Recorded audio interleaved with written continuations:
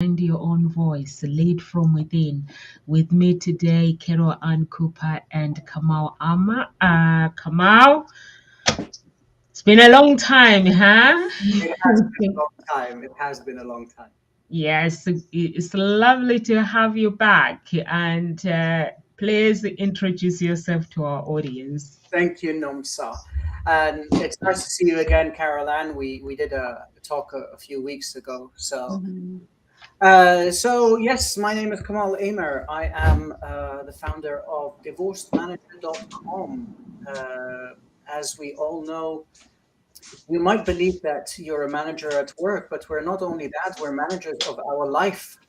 And so through Mart Coaching, which is my primary website, I've created this new website to help people manage their life through purpose and live a life of purpose using NLP techniques and ancient Egyptian methodologies to uncover your purpose and live every day purposefully. And that's what I do.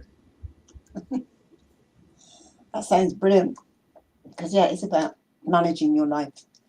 And the better we can manage it, the better our health is and our well-being. So, yeah, that sounds absolutely brilliant.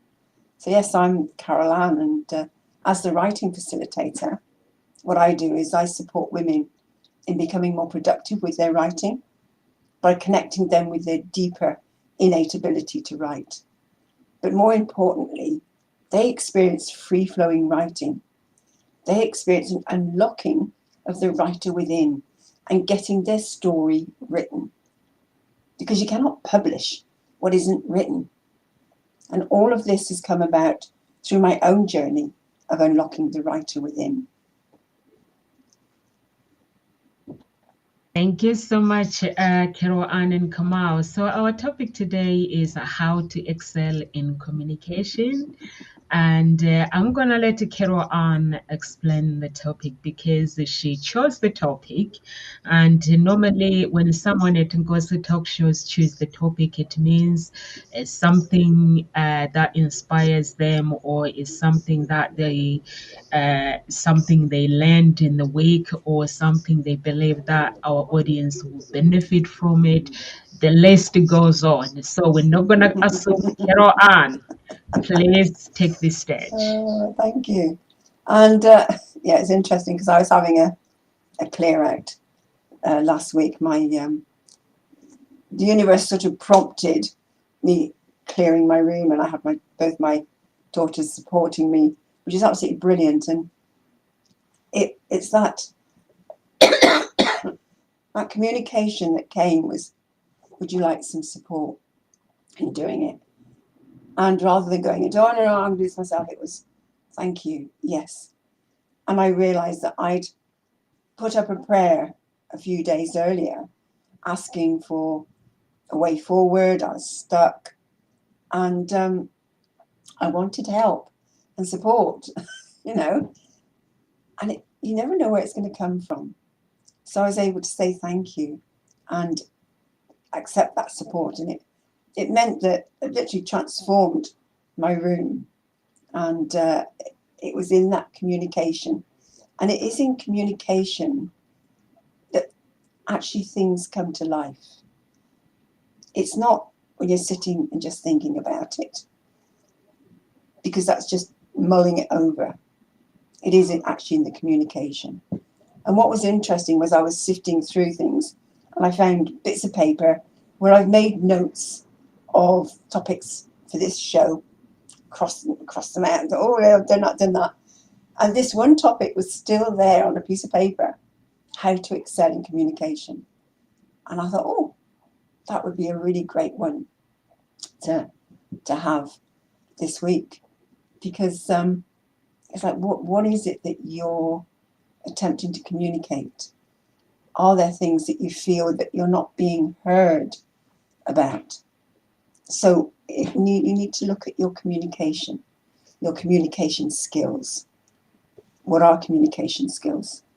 And how could you improve your communication? So all of that sort of came into the melting pot. So that's where it all came from. So Kamal, what did you think when you saw the topic?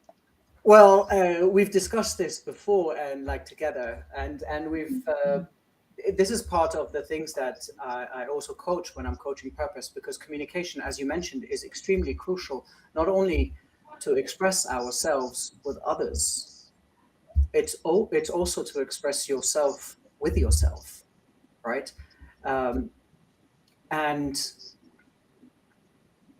when we communicate, whether it's with ourselves or others, the general understanding is that we want to say something to reply, not to listen. And that applies to ourselves as well. We constantly want an answer to the questions that we have, but we don't listen intently to the questions we are posing. As an NLP trainer and master practitioner, it's part of the important areas that we study and we learn about in order to be able to communicate efficiently. As a trainer, it's important as well to be able to deliver the message that you want delivered in different ways so that the people actually understand what you are saying.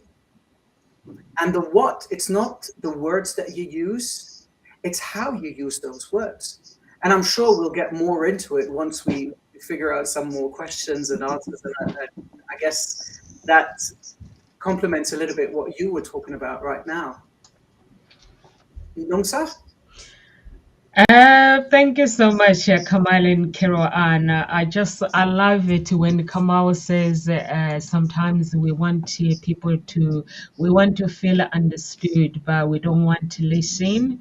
So it's very, very important. I think listening to someone, what they're saying, and listening, like Kamal is saying, and listen to our inner voice as well. It is very, very important, because when we don't listen to ourselves, how are we able to get out there and listen to others? Why do I have a feedback, or is it just me? It's just you. Okay. Let me turn my. Okay, as long as just me. Yeah, it is very, very important, basically, to learn to listen, to have listening skills, and also what Carol Anna was saying, having the courage to say what you think about in a proper way. There are some people that they will say what they think, but in the process of hitting the others. But somebody who has communication skills, they will send the message across and making sure that the other person receive the message gracefully, and they feel it, they understand what the message is being sent to them.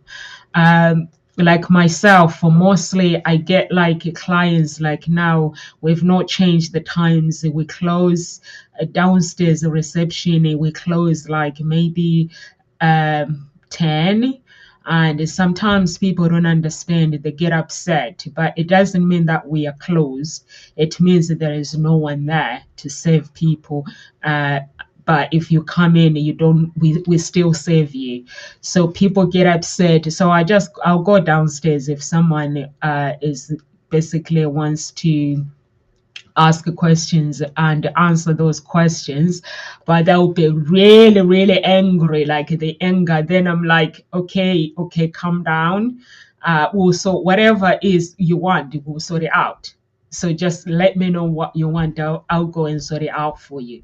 So it's just having the communication skills and also having the character is important, character of saving people, because there are some people that basically they'll have communication skills, and but their character, it does not go with them as well. So when you have communication skills and you have the character to actually receive the message and send the message without an attitude, so it's very, very, very important.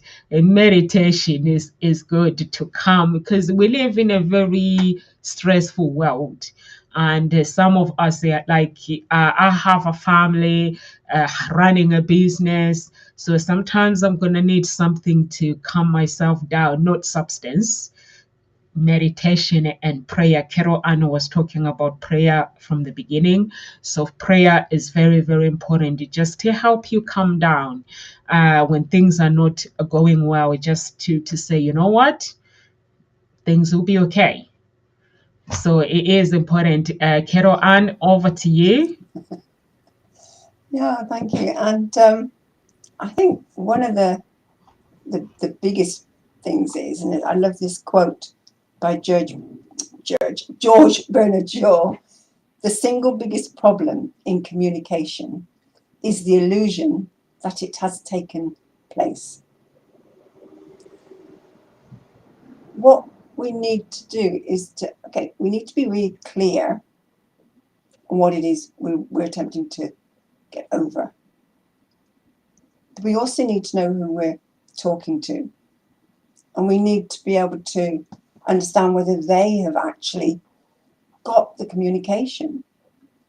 And so this is where you need to invite questions and be prepared to get some feedback and realize that maybe your communication didn't land in the way that you thought. Because sometimes some things come back to me and I'm going, that's not what I meant. And you realize that you have words and ways of saying something that other people, it's not their way of thinking. And they interpret the words in a different way. It may be that you've got a picture, and this has happened many times with me. I have a picture in my head, and I only communicate half of what's in my head. And then I suddenly realized, it's like, oh, I've realized that I haven't communicated everything because it was a picture. And so you need to get really clear and be prepared for people not understanding what you've said and actually coming back to you with questions. And that's okay. And I think sometimes we don't like being challenged. So get comfortable with being challenged. What's that you meant? What are you talking about? I ain't got a clue what you're talking about. People may come back to you like that. And it's okay to say, well, all right, I get you don't understand what I'm talking about. And then you ask them a question. Well, what specifically didn't you understand? And you dig a bit deeper. And so you get into their world and say, well, okay, what did you understand from what I said? Rather than taking it as a personal attack, because sometimes it can feel that way. Again, that's how you receive their communication and how you then choose to respond or react. And it's having a dance in the communication.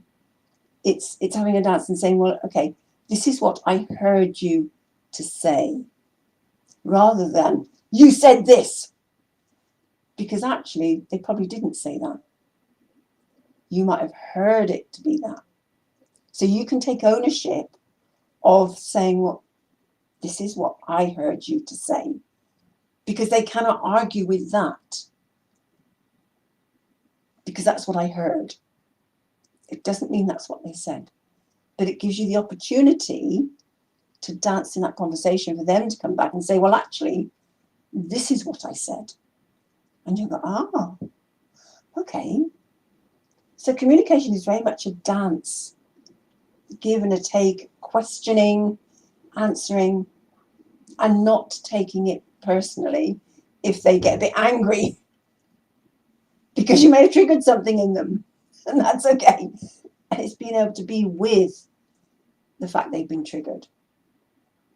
Because then, I remember years ago when I was married, my ex-husband and I don't think our communication could have been better, because when you got into an argument or a disagreement, there was then a storming off. Door slam, no, that's it, done. Well, that doesn't serve any purpose, because it creates anger, it's frustration, and there's nothing solved. So it's being able to be with something that maybe triggers you. There is an anger there, but just stand and say, well, look, this has now made me feel angry. Rather than you've made me angry, this is what you've said. I'm feeling anger. Or you take it for yourself, because then that can open up the conversation and hold that space. What do you think, Kamal? I love how you started with the feelings and the hearing. This is what you said, and that's what I heard, because that brings me to discussing a little bit about how you expressed yourself right now. Let's put something in perspective for people so that they understand it. Maybe they don't know it. A lot of people have heard it, right? It's our tone of voice represents 38% of our communication. Our body language represents 5%, 55%, sorry. That means the words that we use are only represented with 7%. Now, our words do have a greater impact than that 7%. People don't realize it. You expressed two words that are quite interesting. The first sentence you said that, that's what I heard. Right? You could have said, you said that, that's what I feel from what you said. You could have said, you know what, that's what I see when you're talking to me that way. But you said, this is what I heard. In this instance, whatever it may be, you're talking about hearing something. Your perception of whatever has been explained was through your auditory system. Had you said, I feel this, which is the next sentence that you said, this is how I feel when you act like that or when you say that, you are expressing yourself through your kinesthetic system. And of course, there's the visual system. And we all express ourselves based on these three patterns. We have a combination of them, but we do have a preferred communication system. For instance, I express myself a lot through visual and kinesthetic. So I will say a lot words that relate to seeing things and things related to feeling. Now, the failure in communication starts with us. It's not with the other person. I believe people need to accept that when people don't understand, it's not their problem. It's actually yours. You need to own this issue because you are not listening to how people talk in order for you to be able to respond accurately. Because an example, this is only one system of communication, right? The other system of communication, some people are very specific, other people are very vague, right? If a person that is very vague says, oh, they did that and that and that, and they're speaking to somebody that's very detailed, the detailed person will automatically answer and say, who is they? Even though they might know who the they are that they're talking about because it's in the context, but they want details. So you're missing the patterns that the other person speaks or communicates in. And that's the dance that you were talking about, right? If you listen carefully to what a person says, you will notice how they express themselves. If you notice how they express themselves, your job as an excellent communicator is to take their communication pattern and use it to express what you want to express. I believe it's an individual's responsibility to listen and be able to deliver the message in the way your counterpart will receive it. Not just because you want to say something, not just because you're angry and no, this is how I express myself, this is how I feel. Fair enough. You can feel anger, you can feel frustration, you can have all the emotions and feelings that you want. As a communicator, your job is to deliver the message. For you to deliver any message, you need to learn how to listen to people. And that's the basic rule for me when it comes to communication. That's the essence of communication. This comes back to what you were saying when you need to allow the invitation of questions. You didn't express yourself properly or correctly in a way that that person can understand you. They will automatically present a question to you. And that means you need to accept that you didn't communicate efficiently enough. For them, maybe for you, it was efficient. And the same thing, the second sentence that you said that was really interesting was accepting being challenged. If you invite questions, that means you are accepting being challenged. And the challenge is not because I want to win this conversation or you are winning this conversation. It's allowing yourself, again, to challenge yourself, to redirect the way you express yourself. And I think that's how I see communication in that perspective as well. Nomsa, what do you think? I love that. Yesterday, yesterday I was talking to my daughter, and she says that she's going to a concert. She's 15, so I was like, okay, what time is the concert? So she was like, 5 p.m. It starts at 5 p.m. and it's in to Ealing Broadway in London. And I was like, okay, your dad booked the concert. Did he actually confirm with your friend's parents that they are picking you up? Because I wasn't there. And then she goes, Mommy, you ask too many questions. I was like, answer the questions. And she was like, I don't think he did.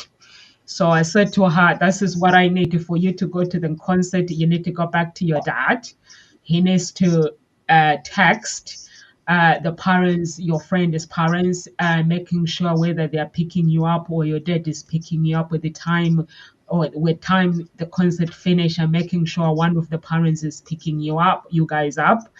And she was like, she was like, why does Dede has to text them? That is so weird. I was like, that is not so weird, because when the first step, when the police start asking questions, they want to know where you went. They want to know your first step, where you went. And they want to know the communication between the parents. And if we have found that we did not communicate properly with you guys going, then we get in trouble. So I was like, it's important for your father to communicate with the parents. So she knew I was going to ask those questions anyway. And she goes, why don't you text? I was like, okay, I will text them because I've got their number. I will text them and communicate with them, making sure that everyone is picking up the thing so that you guys are not on your own. Because you are under 16, and I need to know that you are safe as well. And you are girls, even if you were 16, we still need to pick you guys up and making sure you get home safe. So she was like, okay. So that's what I do, like what Kama was saying, like, and Kero Ani, you were saying you have to invite the invitation of questions. For me, basically, if I'm doing things like with the clients, I have a policy in my company that if clients cannot write a complaint unless they've come to me, you cannot turn away the clients. If anyone else cannot solve the problem with the clients, they don't need to feel alone. So before we write everything off and say the clients is this, the client is that, I need to understand as the owner their cry. I need to be able, the clients has to be referred to me. I need to listen to their problems, because if somebody refuses to help a client, and if they're making sense, and someone is refusing to listen to them. So I need to know about it. So they know that if they are solving the problems, if they can't solve that problem, they get stuck. They cannot turn away the clients. They have to make an appointment with me so I can understand what is the problem. Or if they want a refund, so I need to understand what is going on, why they want a refund, so I can give them their refund. Or if I refuse for a reason that we come to an understanding. So that is the company policy that I have, that you cannot judge my clients and turn them away and write a report and say they've been crazy, they are this. I need to listen because I am the owner of the company. I need to listen to them. If anyone cannot solve the problem, I need to ask questions. I need to find out without judging anyone in my company or without judging my clients, because it's very, very important. I've rang the company myself. The reason I've decided to do that, I rang the companies myself where I have a genuine problems, and they refuse to help me. And I'm like, can I speak to the manager or speak to the owner of the company? They're like, no. So that is the reason why that sometimes there could be a misunderstanding when it comes to communication. And Kamal, as well, you said the tone of your voice and the body language as well is very, very, very important. But unfortunately, when it comes to the customer service, mostly that's what I've realized, that is really bad. It's good when the company is too small, but once the company gets bigger, it gets really bad.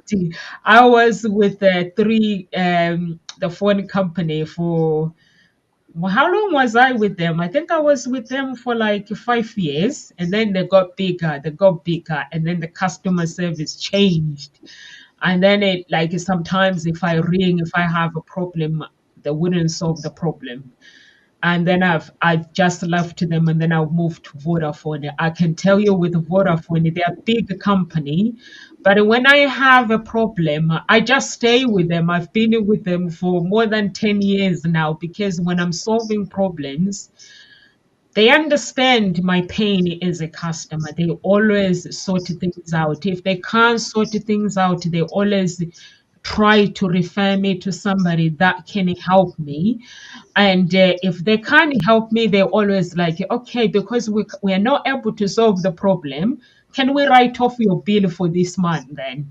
Or can we take maybe 20% off or your bill? How would that make you feel? Will it make things better because we can't solve this problem? I'm like, yeah, it's fine.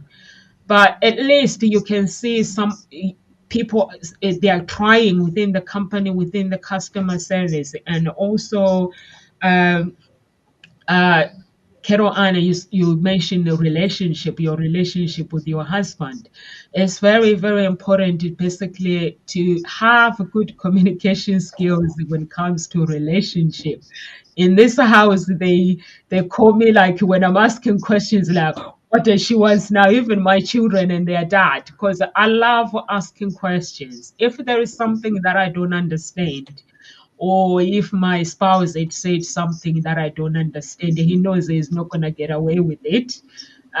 He knows I'm going to ask questions, and I'm going to ask what's going on. Because usually when somebody give you an attitude, it means there's something going on, or he's tired, or at work something went on and he's not dealing with it very well. So I always try to ask questions, and it's like, you are actually being nosy. I'm like, no, I'm not nosy. I like to know if my spouse is bleeding or if my children are bleeding. They know that I need to know what's going on. But if they feel they can't talk to me, it's fine. I just leave people alone. So it's very, very important. The communication skills, um, are very, very, very important. And also, the attitude you bring to that communication is the critical component of how the communication is going to end as well. And having time to listen to someone, I think, also is very, very, very, very important. And I did something. I paid for something. I think that was a month ago, and then I spoke to one of the service customer service, and she basically was writing me off like, we're not going to solve these problems, it's past time. And this, I was like, no, you are going to listen, you're going to, I basically said, I was speaking to them over the phone. I went and wrote an email and I was like, you are going to listen because I bought this, I paid for this, and this is what happened, this is the result, so you are going to listen. And then the woman come back now saying, we're very, very sorry, so how can we help moving forward? So I was like, it has to be your decision that how you solve the problem, but it's got to be sorted out because it was never my fault, but it was your customer service person's fault that there was an error. So can you please sort out the problem? And the problem was sorted in the end. But you also have to have the courage to speak up, but with a good attitude. Some people, they get angry, so that's why meditation to place. Whenever somebody upset you on the other end, you stay calm. It's very, very, very important, because when you lose your temper, like you were talking about, tone of your voice come out, you're not gonna solve any problems. For me, basically, when somebody refuses to solve the problem, I just go to an email. And I know that if our communications are email, we can all go back and say, instead of she said, he said, the email is very clear with what I said. Somebody taught me this. She said, whenever you have a problem, refuse to solve it over the phone, go to the email, because with the email, you can go back and say, you said, she said this, everything is written black and white. So you can't, if somebody says you didn't do this, so you can say, I did this, or if you have requested for the company to sort the problem, they refuse, you can go back and give it to them. So That it's sounds good idea. Good idea.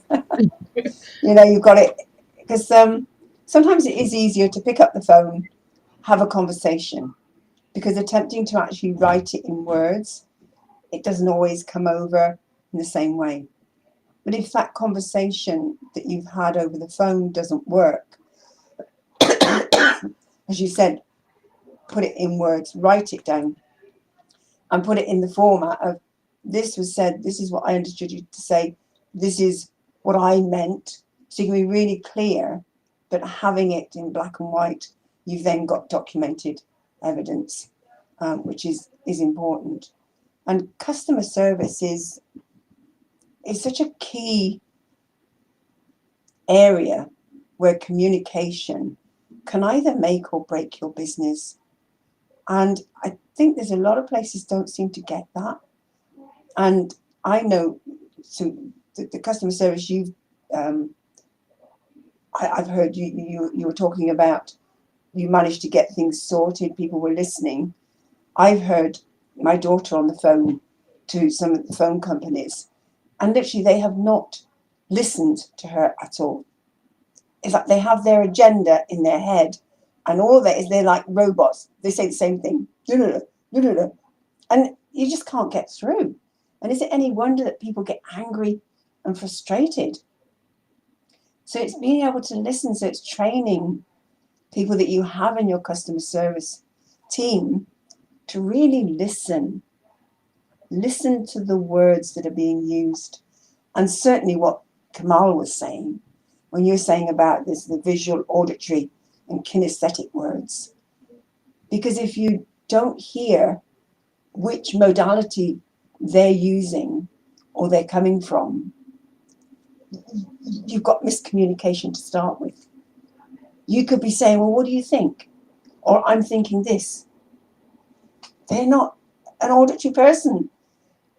But if you suddenly said, well, what do you see? Visual person, boom, you've got them. They'll answer you. So really, skills that you can enhance on is actually getting to know more vocabulary, what are visual type words? So you can listen to them and you can then use them as well. What are auditory type words and what are kinesthetic type words? And then be able to use them.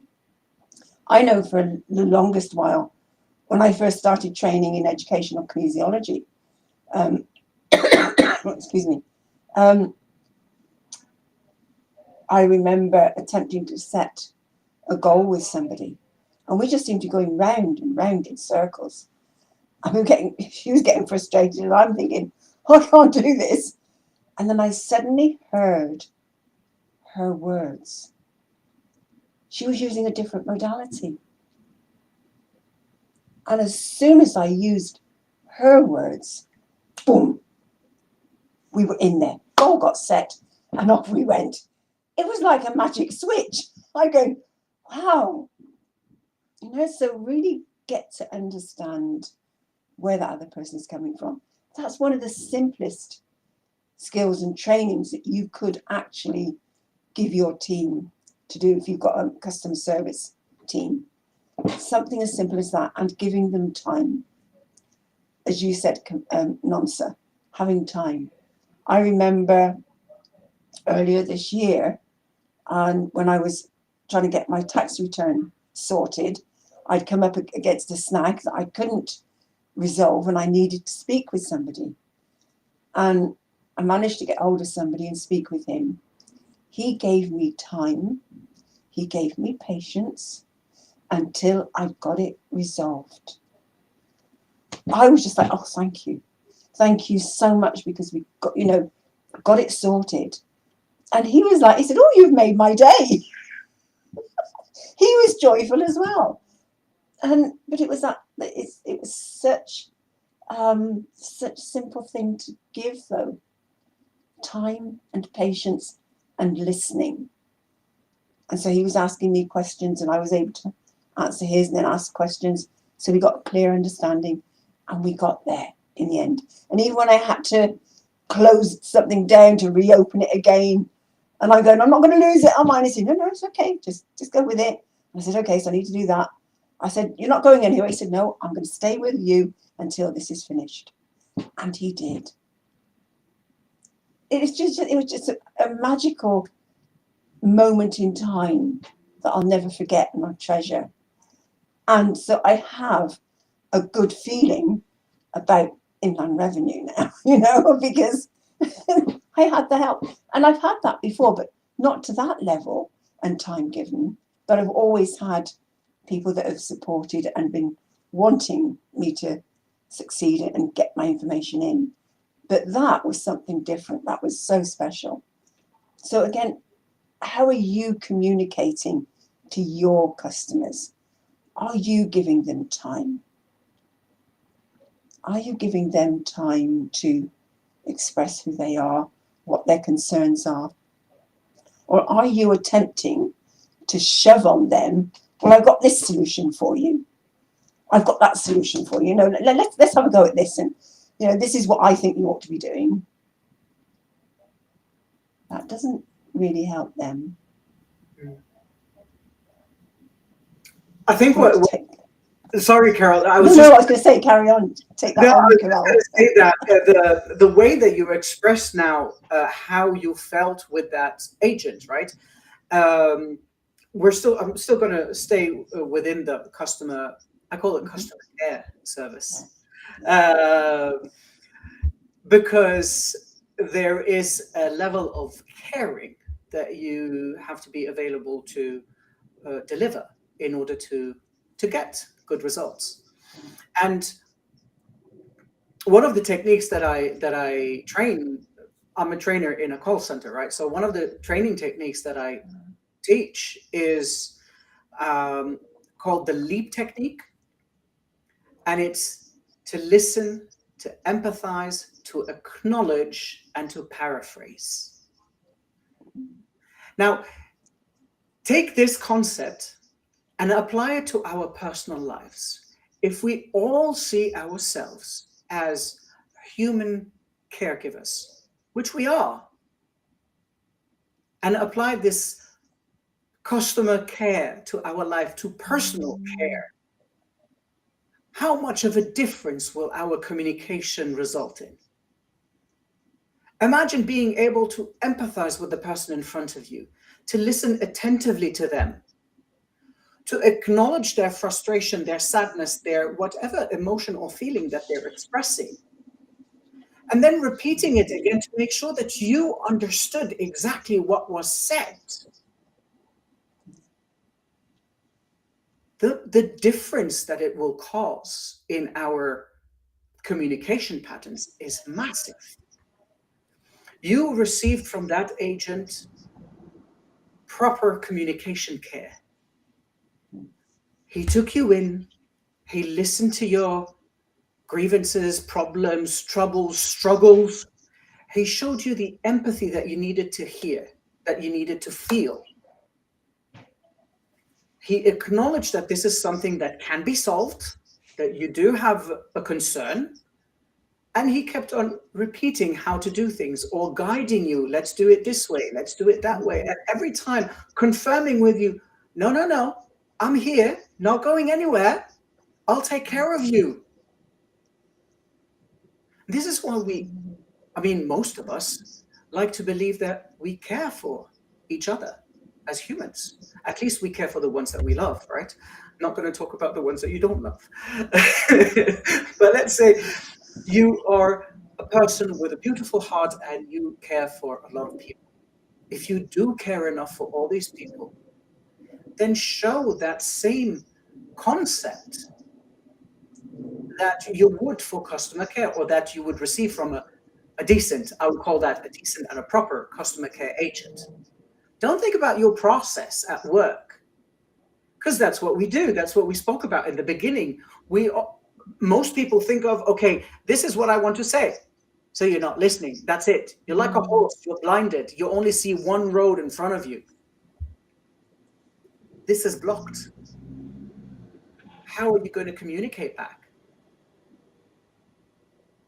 So it's crucial to pay attention, like you were saying, the modalities that people use. Read, find more vocabulary, add words to your vocabulary so that you can express yourself in different ways. Care for the person that you are communicating with. Doesn't matter if you like them or you don't like them. If you care for yourself enough, you will care to want to listen and express yourself correctly. That's my perspective, at least. That's how I have trained most of the agents that I've trained. That leap technique is important. When we do quality assurance is something that is mostly black and white. You did follow the process, you didn't follow the process. I ask questions, because what I understood from that communication could be something else. Maybe you as an agent wanted to express something else and you expressed it on your own way, but it didn't work. So I need to ask, do you understand the process? Is that what you would think, or what were you thinking to solve it that way? The same thing applies to our personal lives. Asking questions like Nomsa does with her children. I don't understand. Say it again. What do you mean by that? How does that reflect on our life? How can that be better? Why are you doing this? What causes this difference? Questions are crucial to any communication. And this is why the three of us as coaches, we ask questions to our clients. Yes, we do have long speeches like these and talk for hours and give lectures. But this is only because we're talking to ourselves and we're talking with each other. We're friends. But even in this communication, if you are listening right now, you can clearly hear the flow of the words and the sentences from each person and how they're transferred to the next one, how the next one is listening to what has been said previously and answering or repeating or saying something similar on the same level. And that's what excellent communication is about, in my opinion. Yeah, I love that. And I love what you actually said about questions are crucial to communication, effective communication, good communication. And if you think back to young children, what do? They get to a point where they're asking. And what do? Shut up. Stop asking me questions. And my mum, yeah, it was the same. I was like 4 years old. Why? That's enough. Exactly. So maybe there's something there that maybe there's an inner child that needs to be allowed to ask questions rather than making parents wrong, because that's they deal with the situation with the best way they can with the resources they have at the time. And if that's their way of dealing with it, it's fine, because they can't cope with all the questions. How could you cope with all the questions? In what way could you utilize those questions and create a conversation, or maybe park it, come back to it, rather than shutting down your child? Because sometimes you get to a point where it's enough questions. Well, okay, so say, well, could we just park this for now? Write it down and we'll come back to it.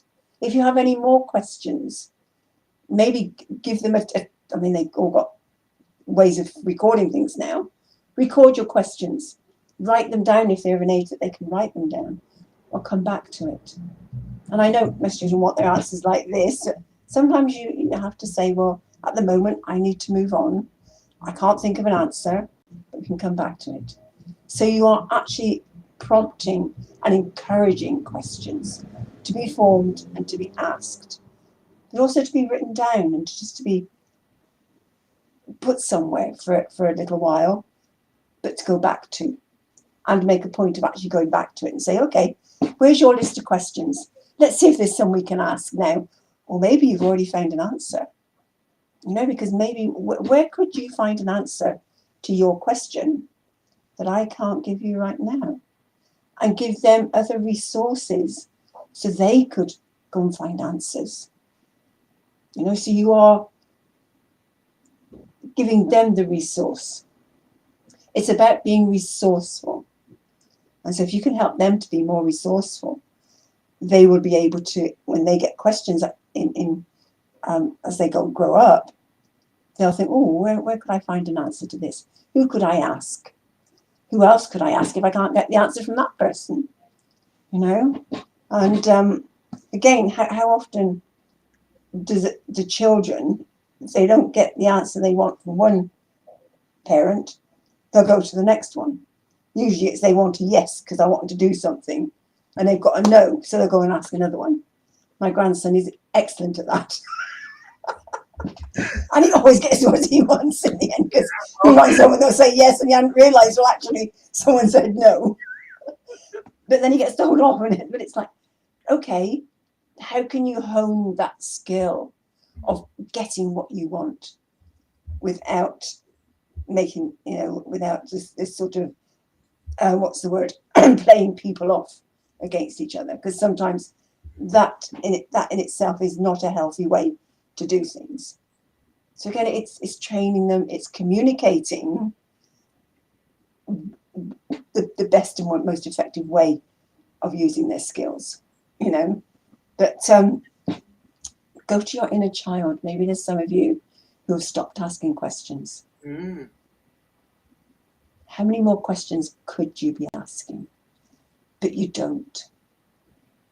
So maybe just think of, well, what age comes to mind when I first stopped asking questions? And go and have a conversation with that inner child, that younger you, and say, what questions never got answered?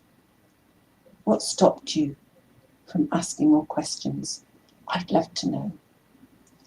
And invite that inner child, that younger you, to have a conversation and to ask the questions, for you to ask more, until you get to a point where they say, okay, and then invite them to grow up inside of you and say, well, I'm allowed to ask questions now, come join me, you know. And then I wonder what will happen to your communication then. Very important. You know, I'm just going to add one thing that I think is very important for parents to communicate with their children is being able to say, I don't know. Yes. Being able to say, you know what? I don't have an answer for that. Let's look it up together. Grab a dictionary, go on YouTube, find information where you need to find that information in a book, in a library, whatever it is that you use, and look it up together. That creates a different bond with the children as well. It makes them accept the fact that, hey, my mom, my dad doesn't know everything. And yet they look up things together so that they learn more. That's also about communication. Communication is about learning how people speak, learning how people express themselves, learning how people feel, what they look at, right? You need to look at yourself as well. Are you expressing yourself that way? Do you go and search for information that might not be relevant to anybody, but it's information that you've questioned, like you were talking about? Did you answer that question when you were a child? Look, I've been a child that has been constantly asking whys and how and whatnot. I still have so many questions and I constantly ask questions. The only reason why I do that is because I'm inquisitive. I want to learn stuff. I want to understand things that matter to me. Another thing that I refuse to do with my children is utter the sentence, because I said so.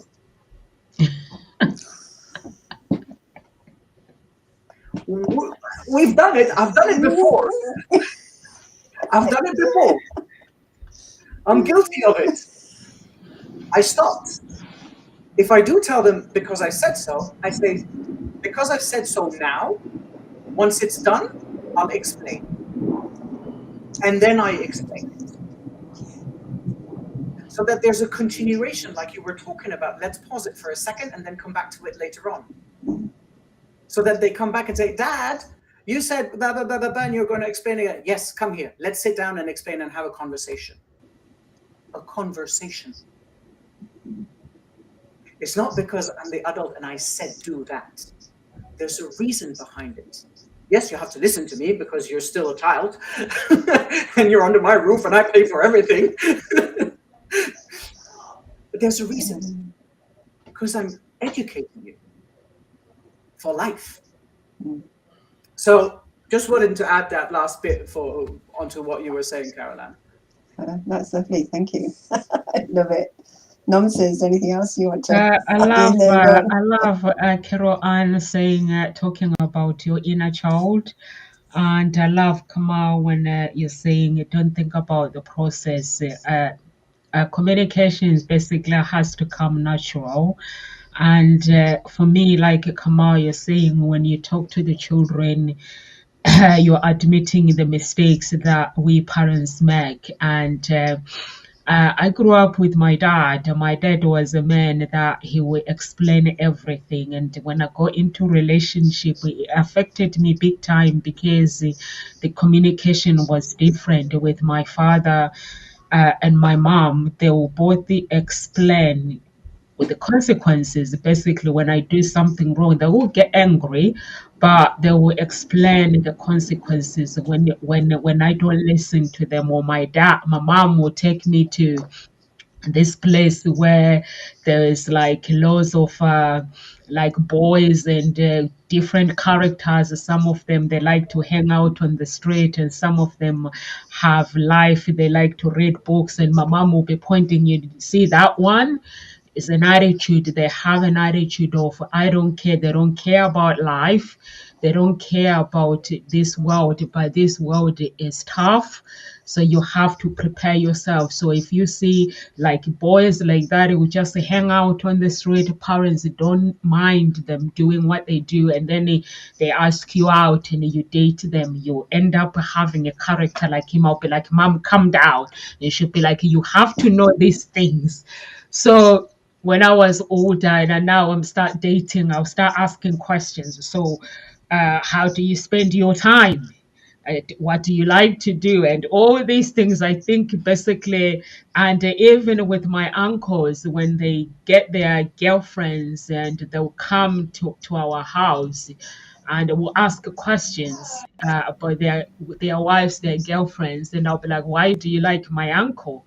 And the woman will be explaining, "I like him because of this, because of this," and actually, it did help because the girls will be like, "I like your niece, I like your nephews," because it was me and my brothers.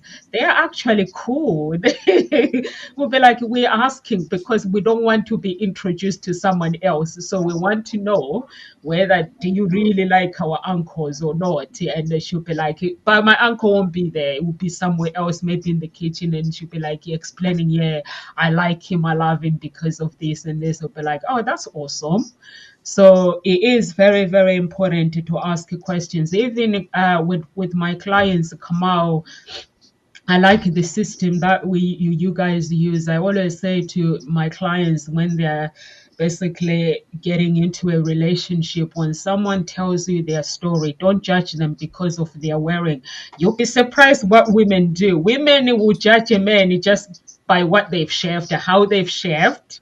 They will judge a man uh, based on their haircut, and they will judge a man based on their nails.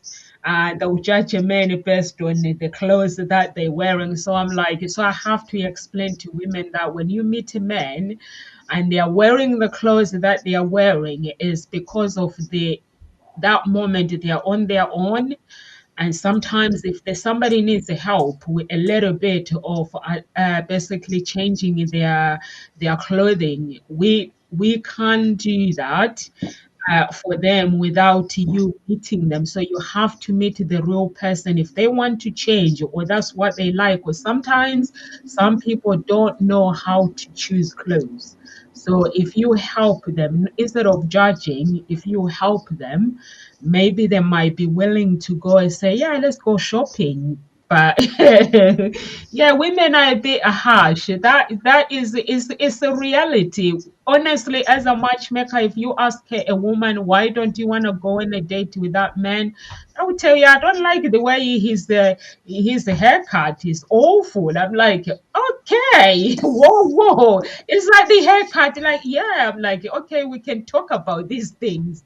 So then I have to convince my clients. I'm like, talk to them like they don't like the haircut. So I have to speak to a woman now as a psychologist, explain to them that we don't judge people based on what's on the outside. Because I might have my haircut because maybe I don't know how to upgrade my style. So I need somebody that can help me to upgrade my style. But what's on the inside is greater than what's on the outside. So I always tell them when you are meeting somebody, listen to what they're saying and listen to where they want to be in 5 years or 2 years. Relate it to their conversation.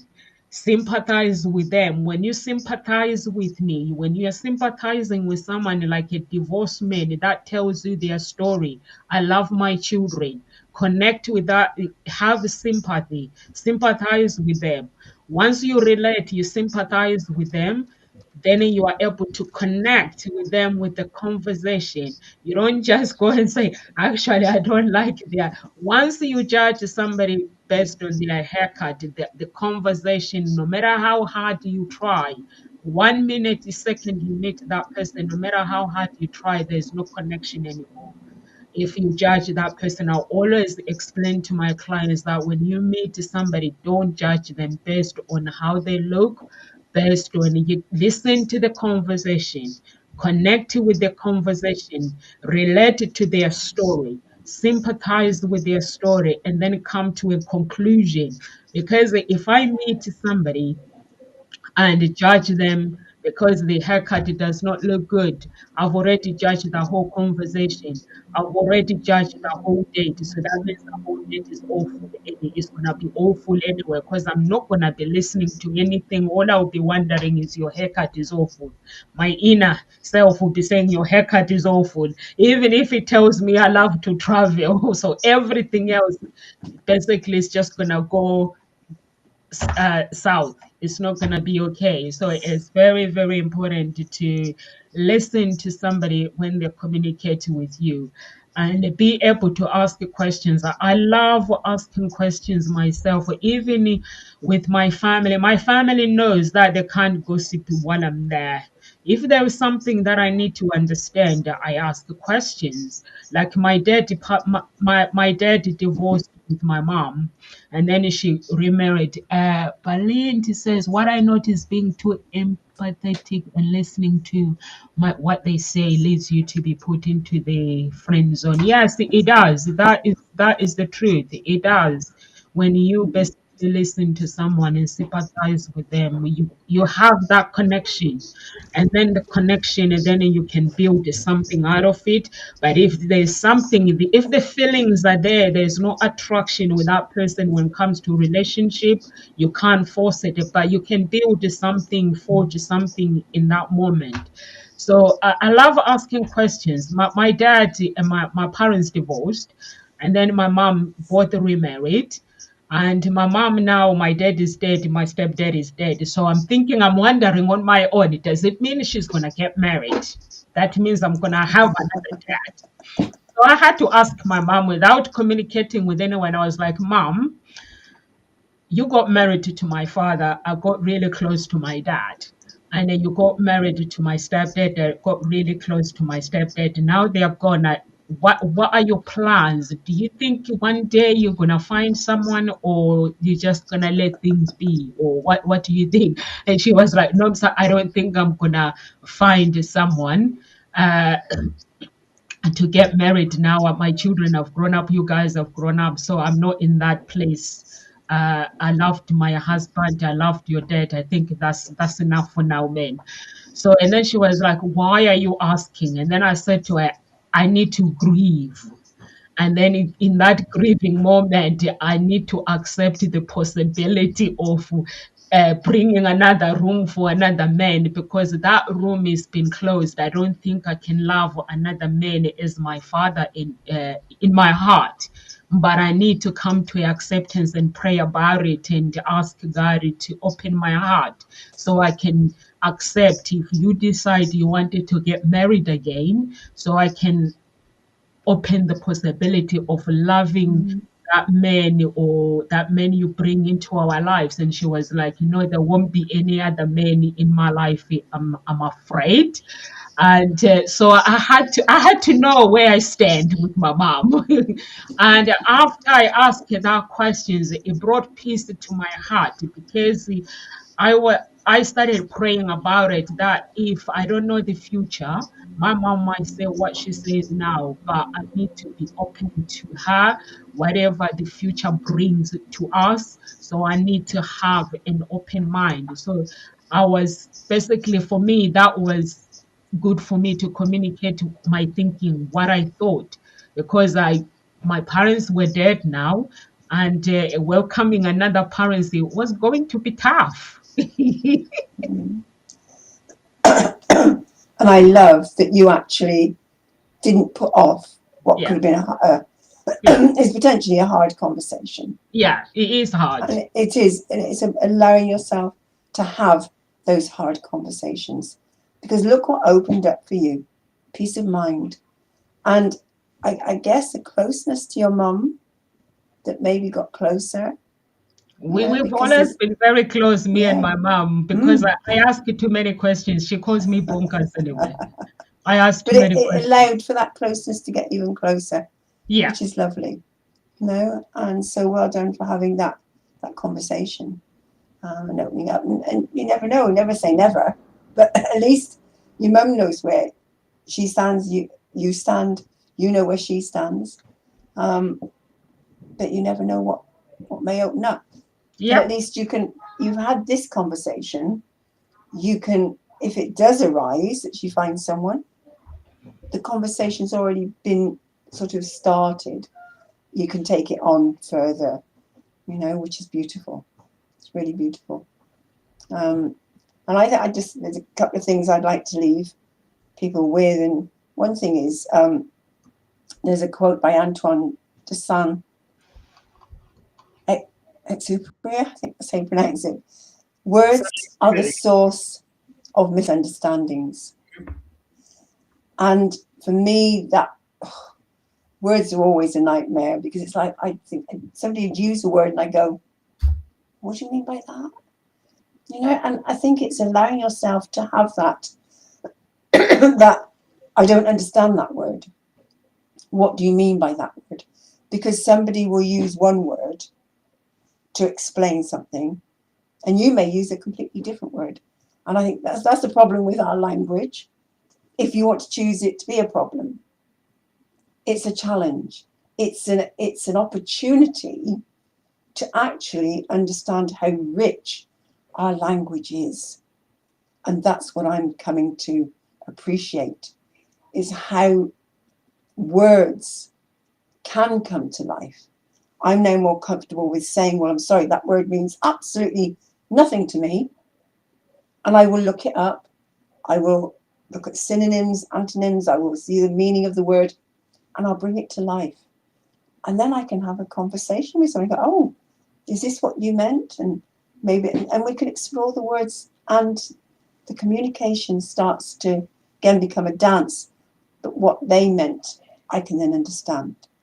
But I'm taking ownership for my inability to understand words. For me, words can look dead on the page, just not moving at all. They mean nothing to me. But I'm taking responsibility now for bringing them to life, because actually they're amazing. There's some amazing words out there, and the playing with them, I'm really enjoying exploring. And words are the basis of our communication. You know, okay, there were the other modalities that we're using, but words ultimately are what we're attempting to communicate with and have a conversation with. So really, expand your vocabulary. Don't be frightened to say, I don't understand that word. I don't understand what you're saying. Can we use a different word? Or explore words, you know? And just like to leave you with a quote from Roy T. Bennett. Listen with curiosity. Speak with honesty. Act with integrity. The greatest problem with communication is we don't listen to understand. We listen to reply. When we listen with curiosity, we don't listen with the intent to reply.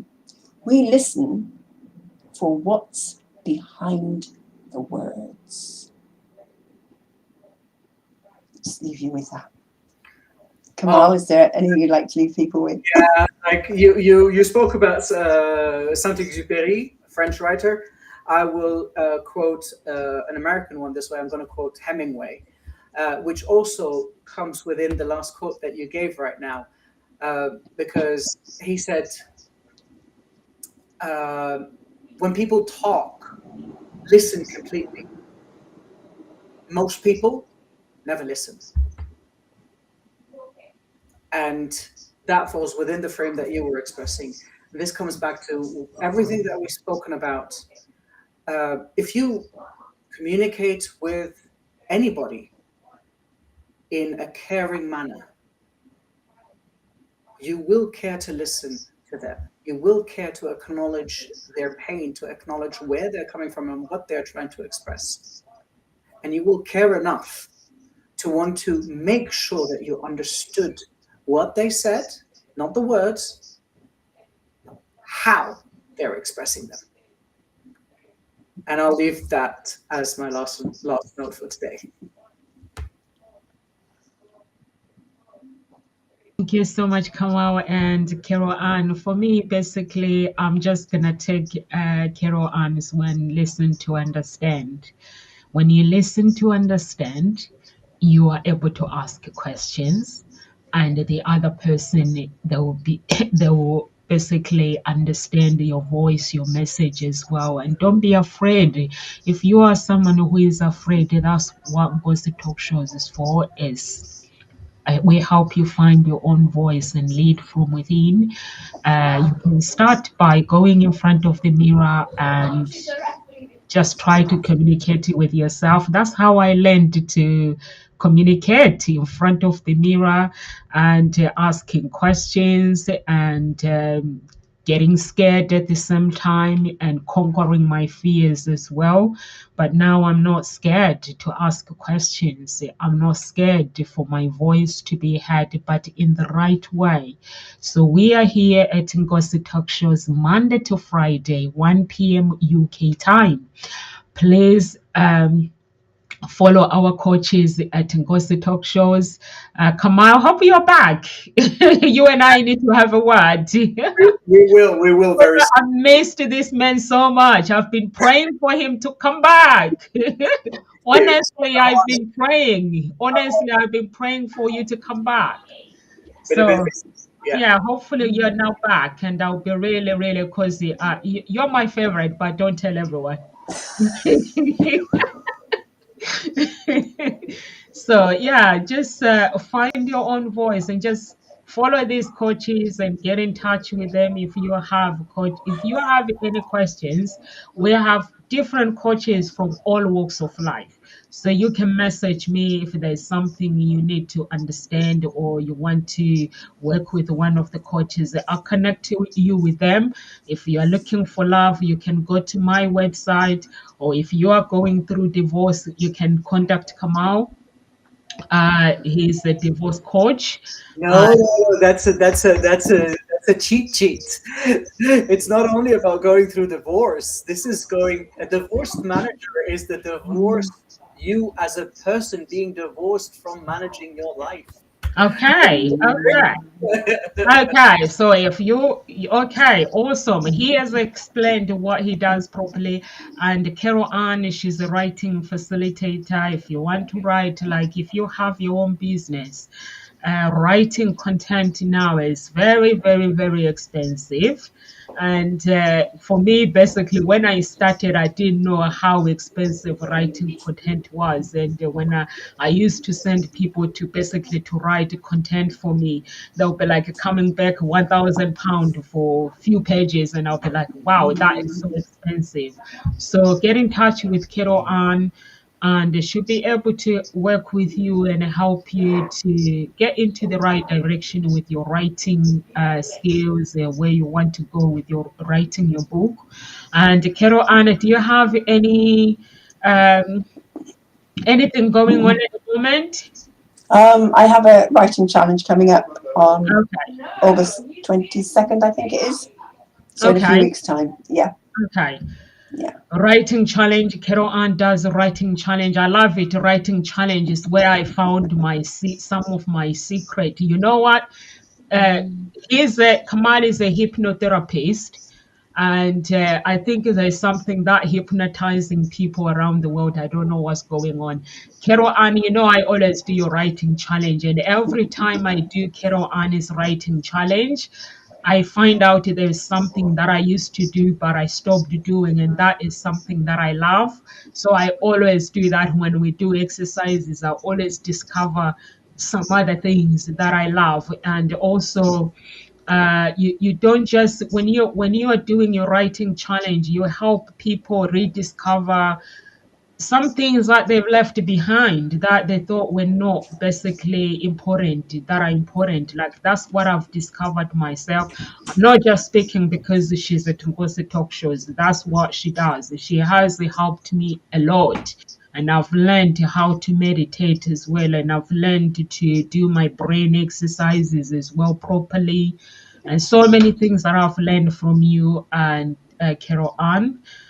So thank you so much, guys. We'll see you tomorrow, 1 p.m. UK time. Live with grace and God bless.